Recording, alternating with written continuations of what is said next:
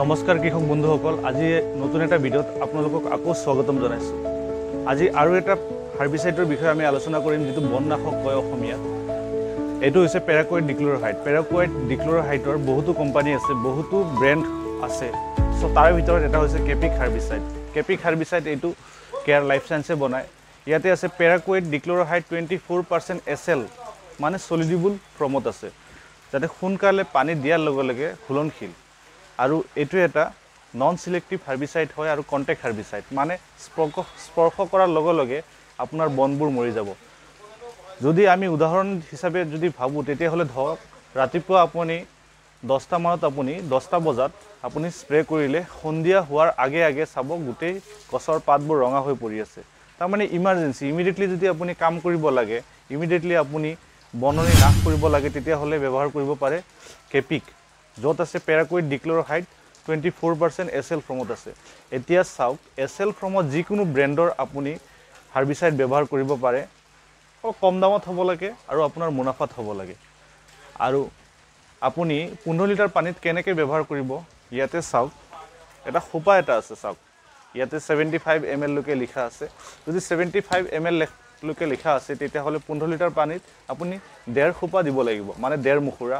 1.5 মুখুৰা হ'লে 125 ml দিব লাগিব। আৰু যদি বননি বেছি থাকে, তেতিয়াহ'লে 2 মুখুৰা দিব লাগিব, 150 ml। কেয়াৰ লাইফ চায়েন্সে বনোৱা কেপিক হাৰ্বিচাইড 24% SL লিকুইড ফৰ্মত আছে। এই SL লিকুইড ফৰ্মটো আমাৰ হাতত বটলটো আছে 500 ml। 500 ml বটলৰ ওপৰৰ সোপাটোত লিখা আছে 75 ml, যেনেকৈ আমি দিব পাৰি। আৰু ইয়াতে হালধীয়া বৰণৰ পয়জন লিখা আছে, মানে অলপ ডেঞ্জাৰাছ হয়। সেই পৰ্যন্ত আপুনি ভালদৰে নিষ্কাশন কৰিব লাগিব। আৰু নিষ্কাশন কৰাৰ নিয়মটো হৈছে আপুনি পুতি থ'ব লাগিব, আপুনি পানীত পেলাব নোৱাৰে। ক'ৰবাত পুতি থ'লে বেছি ভাল হয়।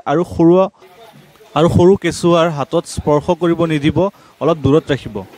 এইটো স্প্ৰে কৰাৰ নিয়মটো হৈছে, আপোনাৰ লগত যিকোনো ধৰণৰ স্প্ৰেৰ মেচিন থাকক, ইলেক্ট্ৰিক থাকক বা নন ইলেক্ট্ৰিক থাকক, যদি 15 লিটাৰেই আপোনাৰ স্প্ৰেৰ মেচিন থাকে, তেতিয়াহ'লে 100ৰ পৰা 150 ml আপুনি মিক্স কৰিব। আৰু মিক্স কৰাৰ সহজ উপায়টো হৈছে, ইয়াতে চাওক লিখা আছে, ইয়াতে চাওক, ভালদৰে লক্ষ্য কৰিলে আপুনি গম পাব, ইয়াতে 75 ml লৈকে লিখা আছে। চাওক, 75 ml যদি হয়, তেতিয়াহ'লে 2 মুখুৰা দিব লাগিব যদি 150 ml বনায়। আৰু যদি কম বনায়, তেতিয়াহ'লে 1.5 মুখুৰা দিব লাগিব। স্প্ৰে কৰাৰ পিছত আপুনি আপোনাৰ এই স্প্ৰেয়াৰ মেচিনটো ভালদৰে ধুই ল'ব ডিটাৰজেণ্ট পাউডাৰ দি, নহ'লে একশ্যনবোৰ থাকি পিছত যদি আপুনি ভাল শস্যত ভাল মেডিচিন এটা দিব বিচাৰে, তেতিয়াহ'লে এই একশ্যনে আপোনাৰ ক্ষতি কৰিব। আৰু আপুনি মনত ৰাখিব, ধাননি বা যিকোনো আপোনাৰ শস্যত যিবোৰ লগাই আছে, এইবিলাকত আপুনি স্প্ৰে নকৰিব। স্প্ৰে কৰিলে এই বনবোৰ সোনকালে মৰি যাব।